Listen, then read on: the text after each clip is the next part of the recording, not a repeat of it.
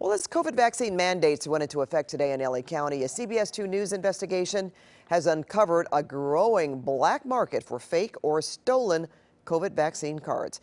Investigative reporter David Goldstein took his hidden cameras undercover to show just how easy it is to get a card and claim that you're vaccinated when you're not, David? Yeah, Pat, we found business really booming, especially since the mandates went into effect.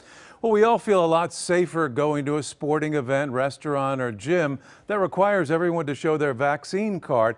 But is that card real? This is one that we purchased, and we found an underground market where even the unvaccinated can get a card for a price. David Goldstein with CBS2 News. Man, you're selling vaccine cards? You just sold a vaccine card for $100, didn't you? I mean, that's dangerous, man. This guy didn't have much to say after we caught him selling this, what he claimed to be an official CDC COVID vaccine card. And he's not the only one. All over the internet, we found ads, people touting vaccine cards for sale, fast process, affordable prices, even registered with the state. This person texted us saying, once you scan the registered cards, your information will show up that you took the shot. Another texting, we work with medical doctors. One more actually calling himself doctor. The city of LA now has one of the toughest vaccine ordinances in the country. Last month, when LA clamped down mandating proof of vaccine cards for restaurants, gyms, and most indoor activities, even going to a Laker game. All executive branch federal employees to be vaccinated, all. And a month earlier, President Biden had a similar order. Experts say the market for fake or stolen CDC cards shot up because some people don't want the vaccine. What happened was that after this announcement, the price of a fake vaccine card doubled. The number of sellers grew exponentially by 10. We found some sellers right out in the open with their ads. Others tried to be clever, like this person claiming to sell puppies, but putting the words vax and card in the ad. We texted, they responded with a puppy for sale for $700. But when we replied, the post said vax card, you selling those?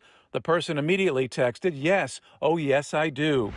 Another claimed to be selling a vaccine card holder for $100. We texted, just want to make sure the ad says cover, but these are the actual cards, right? They responded, yes, actual cards. I have customer who use them for work, to enroll in college, and for hospital entrance. So we set up a meeting at this restaurant parking lot in Ontario. The man showed our undercover producer this blank CDC card, saying he's selling them for someone who has access to the cards through their job at a medical clinic. And he's sold a lot for $100 each. Where are you getting the cards from? I can't say. From a clinic, you said, right? No, sir. Afterwards, he denied what he told our producer. Hey, that's dangerous. I mean, everyone's asking for vaccine cards to show that people are get their shot, and now you're selling them, right? No, sir.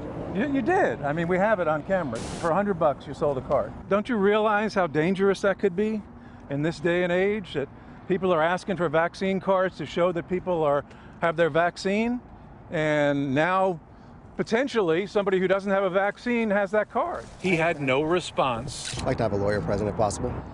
I think it's absolutely horrendous. It's terrible. Dr. Mark Kerner says using fraudulent cards to say you're vaccinated when you're not is a violation of public trust. It does make it unnerving knowing that maybe there's a percentage of people here that have fake cards. And you're not as protected as you thought you were. That's very possible. Right. It seems to be a whole black market out there for fraudulent cards. That's the reporting we're receiving too. Special Agent Rich Alexander investigates fraud for the LA office of the FBI. There's no security seals on them, so an individual presenting one to another person, corroborating that vaccination card at that point would be difficult. Seen a change in Kane this year. And people are using fake cards. Evander Kane of the NHL's San Jose Sharks received a 21-day suspension for using one to claim that he was vaccinated. And the FBI has busted others around the country. It can certainly diminish the amount of confidence in those vaccination cards, But as far as right now, how widespread that problem is right now is a big unknown. But certainly our guy isn't talking. How's business?